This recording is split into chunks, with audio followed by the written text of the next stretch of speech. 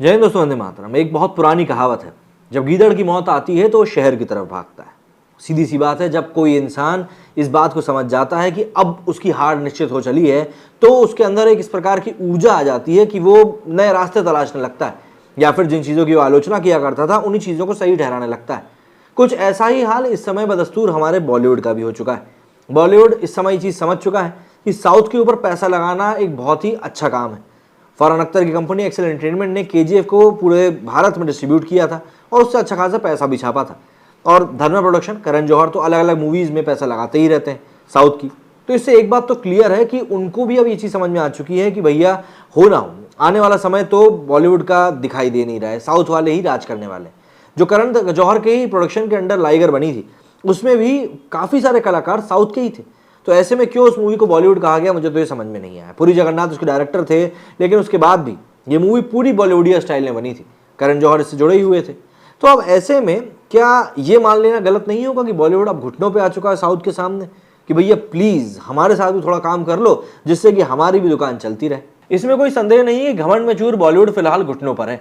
बॉलीवुड के बड़े बड़े निर्माताओं को जिन बड़बोले हिंदी सितारों के स्टारडम पर भरोसा हुआ करता था, वो पिछले कुछ महीनों में लगातार असफलताओं की वजह से चकनाचूर हो चुका है। बॉलीवुड के बड़े निर्माता कारोबारी साख बचाने के लिए अब दक्षिण में शरणागत दिखते हैं। उन्हें लगता है कि दक्षिण के सितारों को जिस तरह हिंदी बेल्ट में हाथों हाथ लिया गया है, कास्ट करने भर से टिकट खिड़की पर उनकी फिल्मों की नैया पार लग जाएगी। इस दिशा में लाइगर, ब्रह्मास्त्र और लाल सिंह चड्ढा जैसी फिल्में भी नजर आईं।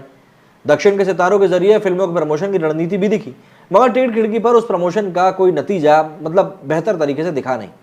इस बीच बॉलीवुड से दो दिलचस्प चर्चाएं मौजूद दौर के हालात समझाने के लिए पर्याप्त हैं।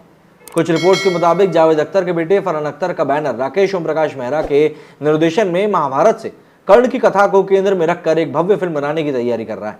कहा जा रहा है कि कर्ण की भूमिका के लिए यश को ऑफर भी मिला है। एक और चर्चा हुई थी, करण जौहर की ब्रह्मास्त्र 2 में देव की भूमिका के लिए यश को अप्रोच किया जा रहा है। ब्रह्मास्त्र 2 बनेगी या नहीं, इसका काम कब शुरू होगा ये अलग बात है, मगर कास्टिंग को लेकर ऐसी चर्चाओं की बिल्कुल भी कमी नहीं है। अब ये कितनी सच है कितनी झूठ ये तो मेकर्स ही जानते हैं, लेकिन हाँ, एक बस तो बनाया जा रहा है। इससे पहले कुछ रिपोर्ट्स में बताया गया था कि ब्रह्मास्त्र 2 में देव की भूमिका रणवीर सिंह करेंगे। हालांकि ये चर्चा जब आई थी तब सिनेमाघरों में फिल्में शुरुआती हफ्तों में ही थी। माना जा सकता है कि ऐसी चर्चाओं का मकसद ब्रह्मास्त्र 2 को बनाने न बनाने से कहीं ज्यादा फिल्म के पक्ष में नई नई चर्चा तैयार करने का पीआर हथकंडा था, क्योंकि कई हफ्तों के बाद ब्रह्मास्त्र 2 को लेकर मामला अब तक ठंडा ही दिखा है। वैसे यश की कास्टिंग को लेकर करण जौहर की सफाई भी आ चुकी है। उन्होंने कहा कि केजीएफ फेम स्टार यश और ब्रह्मास्त्र को लेकर जो कुछ कहा जा रहा है वो महज अफवाह भर है और कुछ नहीं। टाइम्स से इंटरव्यू में जौहर ने यह भी कहा कि ब्रह्मास्त्र 2 के लिए अभी उन्होंने किसी भी स्टार से संपर्क नहीं किया है।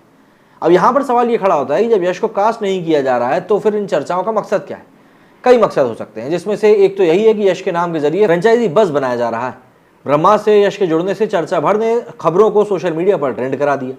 यश का स्टारडम ही ऐसा है, ब्रह्मास्त्र और कर्ण से जुड़ी सैकड़ों खबरें दिख रही, ट्रेंडिंग टॉपिक तो बन ही गया है। बॉलीवुड में पीआर का यह हथकंडा पुराना है। ब्रह्मास्त्र 2 बनने का जब से प्रोजेक्ट की बात शुरू हुई है तभी से ये बातें भी हैं। रिलीज के बाद दूसरे पार्ट की तारीखें भले ना अनाउंस की गई हो, मगर निर्माताओं ने आधिकारिक रूप से कभी ये नहीं कहा कि यह फ्रेंचाइजी को आगे नहीं बनाएंगे, बल्कि पहली फिल्म के निर्माण से पहले 3 पार्ट में बनने की बात कही गई है। इसी तरह फरहान का बैनर कर्ण बना रहा है। कर्ण की पहले चर्चा नहीं हुई, लेकिन यश की वजह से समूचे देश ने जान लिया कि फरहान अख्तर कर्ण के ऊपर मूवी बना रहे हैं। जहां तक चर्चाओं के शुरू होने का सवाल है, ये असल में बॉलीवुड की प्रतिष्ठित वेबसाइट पिंकविला की वजह से। पिंकविला ने सूत्रों के हवाले से अपनी एक रिपोर्ट में बताया कि ब्रह्मास्त्र 2 और कर्ण के लिए यश को ऑफर मिला है। भारतीय सिनेमा के लिए मामूली खबर नहीं। आज की तारीख में यश का स्टारडम आसमान पर है। उनकी केजीएफ फ्रेंचाइजी ने टिकट खिड़की के मायने बदल कर रख दिए। खैर, दोनों प्रोजेक्ट में यश की कास्टिंग की चर्चा से एक बात पूरी तरह साफ है कि प्रोजेक्ट पर काम करने की इच्छा है और उसके पक्ष में माहौल बनाने की कवायद शुरू हो चुकी है। ब्रह्मास्त्र पर तो करण जौहर की सफाई आ चुकी है और हो सकता है कर्ण को लेकर भी चीजें साफ हो जाए। इस बात को हाल फिलहाल के लिए पीआर का हथकंडा ही मानना चाहिए, इसलिए कि फिल्म बनने से पहले फ्रेंचाइजी के प्रति लोगों की दिलचस्पी बने। और फिलहाल यश से बेहतर नाम और क्या हो सकता है, जिन्हें देश के कोने कोने से बच्चा बच्चा पहचानने लगा है। बॉलीवुड के कुछ सितारों को कास्ट करने का मतलब है कि फिल्म का बॉयकॉट शुरू हो जाना, और आज की तारीख में बॉलीवुड का कोई निर्माता ये नहीं चाहेगा कि उनकी फिल्म का विरोध किया जाए। दावे से नहीं तो कह सकते, लेकिन ये एक पीआर हथकंडा ही लगता है।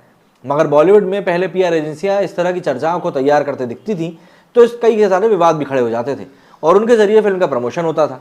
तमाम एग्जाम्पल इसके लिए गिनाए जा सकते हैं। यश की कास्टिंग को लेकर हो रही चर्चाओं की दूसरी बड़ी बात यह भी है कि बॉलीवुड के निर्माताओं को अब अपने सितारों से उम्मीद बहुत ज्यादा रह नहीं गई। जिस तरह बड़े बड़े 30 मार खां सितारों की फिल्में पिछले कुछ महीनों में धराशायी हुई हैं, निर्माता बॉलीवुड सितारों से नाउम्मीद है और दक्षिण के सितारों की तरफ ललचा कर ताक रहे हैं।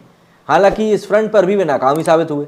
एग्जाम्पल के लिए लाइगर में करण जौहर ने विजय देवरकोंडा को कास्ट किया, लेकिन इन सबके बावजूद भी ये फिल्म बुरी तरह फ्लॉप हुई।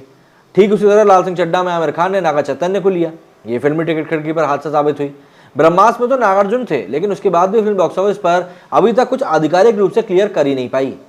यश बॉलीवुड के दोनों प्रोजेक्ट में हो या ना, लेकिन चर्चाओं से इतना जरूर पता चल गया है कि बॉलीवुड के गलियारों में अब किसी हिंदी प्रोजेक्ट के लिए दक्षिण के दमदार सितारों के विकल्प पर गंभीरता से मंथन तो चल रहा है।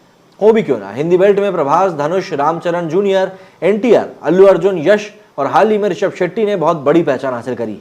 हिंदी बेल्ट के दर्शक उन्हें चाहते हैं और बॉलीवुड फिल्मों की बजाय उनकी फिल्मों को देखना ज़्यादा पसंद करते हैं। तो ऑब्वियस सी बात है, हर कोई इंसान जो पैसा लगाकर कोई मूवी बना रहा है वो कहीं ना कहीं यही चाहता है कि उसका पैसा सही तरीके से रिकवर, और अगर वो पैसा रिकवर नहीं होगा तो ऑब्वियस सी बात है आगे चलकर वो पैसा कमा कैसे पाएगा। तो भाई अब ये कहना गलत नहीं होगा कि साउथ की अहमियत बॉलीवुड के सामने इतनी बढ़ चुकी है कि बॉलीवुड अब हाथ जोड़ के उनसे काम ही मांग रहा है। मेरे स्टूडियो फिलहाल इतना ही। जय हिंद, जय भारत।